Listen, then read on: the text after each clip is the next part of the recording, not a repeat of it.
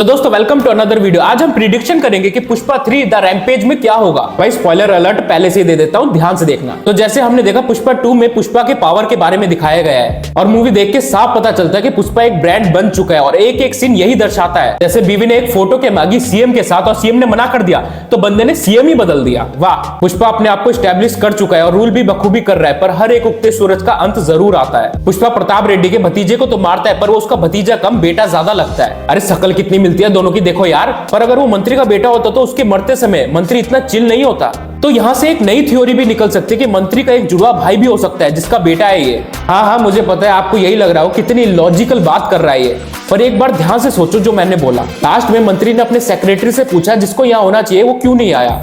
वो पुष्पा की बात नहीं कर रहे थे, वो उसकी बात कर रहे हैं जिसने बुके भेजा और सेम बुके उसने पुष्पा की भतीजी की शादी में भी भेजा। और नए सीएम सिद्धप्पा नायडू ने पुष्पा को बोला था कि प्रताप रेड्डी यहाँ तक खदानों में लॉरियां गिनते गिनते नहीं आया है, यहाँ तक पहुंचा है वो उसी खदान में लाशों की ढेर लगा के। तो यहाँ से मेरी ये थ्योरी सही होती है कि प्रताप रेड्डी सिर्फ एक चेहरा है, उसके पीछे की शक्ल कोई और ही है। और कौन हो सकता है उसका हमशक्ल भाई?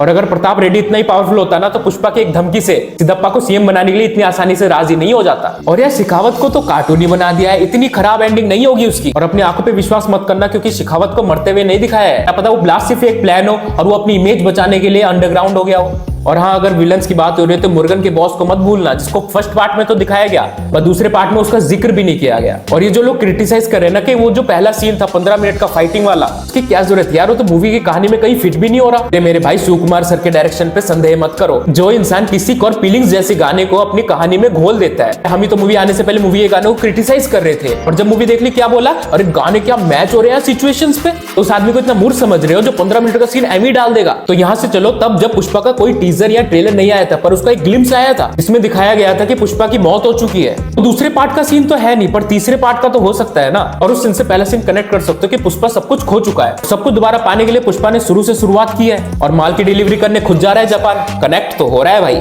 पुष्पा 2 के एंड में पुष्पा को उसका नाम और उसका परिवार दोनों मिल जाता है। पार्ट 3 में ये उसकी ताकत बनेगी कमजोरी। पूरे खानदान में एक ही लड़की थी जो उसे अपना चाचा मानती थी और उसी को बचाने के चक्कर में पुष्पा ने इतनी मार खाई।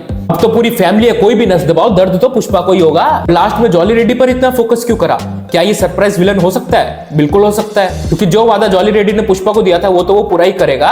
श्रीवल्ली जिसके साथ इसका 36 का आंकड़ा है उसको तो ये चोट जरूर पहुंचाएगा। तो दोस्तों यही कुछ थ्योरीज थी जो आपको बतानी थी और ऐसी मोर अमेजिंग वीडियोस देखने के लिए लाइक कमेंट शेयर करके जाओ यार।